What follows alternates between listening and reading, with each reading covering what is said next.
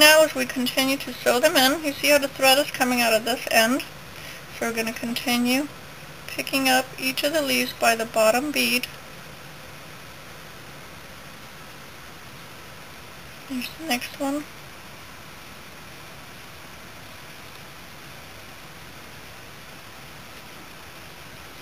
There's the next one.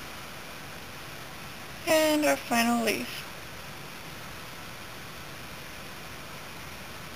See, when they're all hanging down like this, you can see already they're starting to form a clover. I'm going to go back in through the first leaf, where we came out of, so that they form a loop. There we go, just like this. So now you'll notice that they're pretty loose. If you pick them right now up, they'll be dangling like a little bell. No coherence to them at all. So what we do to fix that, because we like it nice and solid, is, see if I can find, okay. Here we go. We hold our 3 leaflets tight, and we will make another loop just to make it tighter, pulling it tight through all 4 of the leaflets.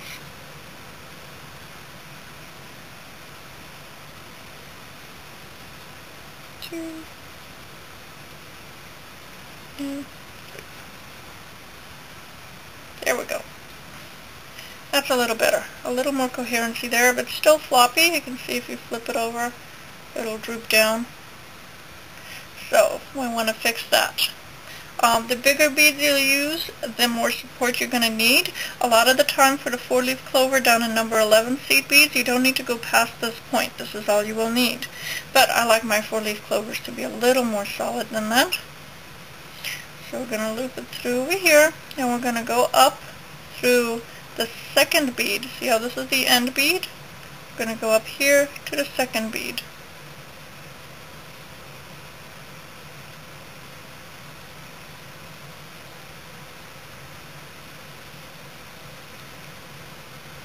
Nice tight leaf design. That's sometimes hard to do, but we'll manage. This is how my needle gets bent out of shape. Oh, here we go. So, going up to the second bead here. Careful not to tangle. Let's just that. Here we go. Okay. So we got this one here coming out of the second bead, so we're going to go back in through the second bead on the opposite leaf, where the neighboring leaf. Go through its neighbor and go in and pull it tight. And from here, we're going to go into the next loop. We're going to repeat that again, going in through the second bead, right here, up, go to the neighbor, pull through the second bead, pull it tight, and loop it through the bottom bead right here.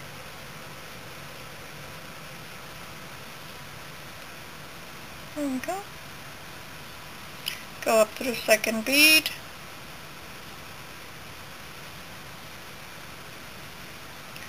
go to its neighbor,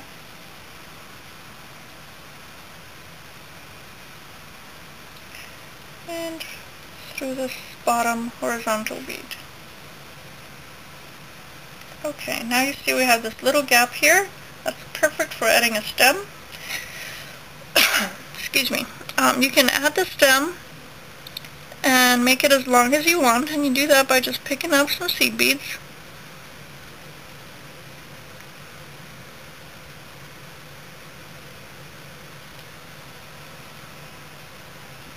When you pull them through to the bottom, you'll see if you need more or not. And try to get this hang thread out of the way so you can see better. Here we go.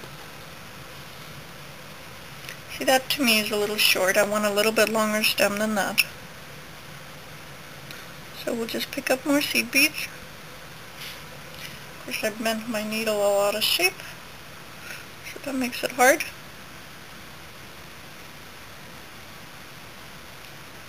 I usually like to use about 8 to 10 seed beads for the stem, but you can use 20 or 50 or however many you'd like. Here we go. That's a good stem. Maybe I'll leave even a little too long so I can pull a few off. That's a good size. So I'm just going to pull those beads off.